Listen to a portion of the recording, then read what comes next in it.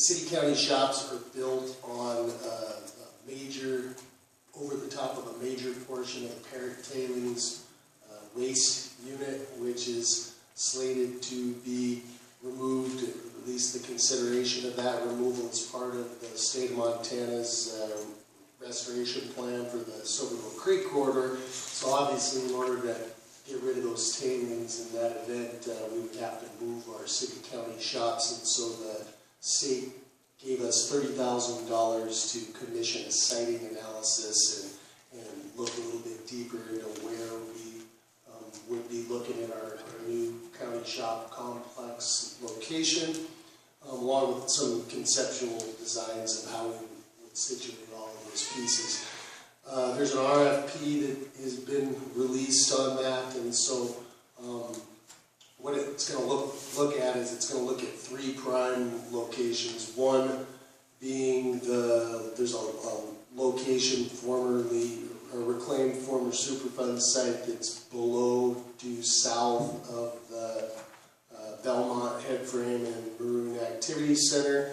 There's a location due east of Caw Avenue near the Baker Auto Complex, and there is another location that we're going to look at the Montana Pole and Treatment Plant Superfund site. And so I would say probably by the end of March we'll have a better idea of where we're looking at. I think the analysis is going to go through some criteria and decide what technically what the best location would be for our city-county shops, and then take the next step in kind of looking at what a conceptual layout of those facilities would look like. And so as soon as we know more, I'll ask Public Works Director and his staff and anyone working with them on this project to come give a presentation to this council, and I think there'll be a public process on moving ahead with that.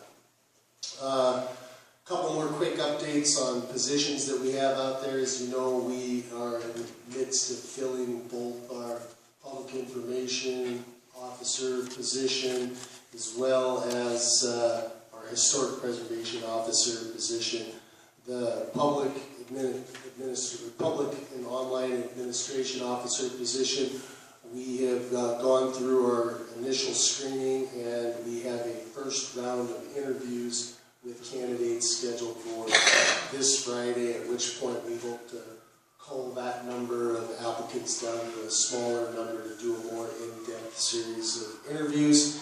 And the historic preservation update, we did form a selection committee. We've met, we have posted the position nationally, and we will begin our initial screening for that position on February 24th once we got some time to let the applicants start trickling in. But I will say that after only a few days of it being posted in a number of locations, we already have 14 candidates for it, 4 of which have master's degrees in a historic preservation related field. So we should be looking at a pretty good crop of applicants for our next historic preservation officer. And then we have a quick Superfund update. I know Commissioner McDonough submitted a resolution to the judiciary a few weeks ago. Maybe it's even been a month by now. I'm working with the county attorney. We have a version of that resolution that I think we'll be ready to bring forward to the judiciary next week. And then lastly, on the Superfund front, we do have an emergency ordinance bill to consider later on, and I'll reserve the right to give some background on that when we get to it. We are moving forward with the consent decree negotiations with the responsible parties, and our next meeting on that account will be February 17th up in Helena. And so I'll provide information as I can.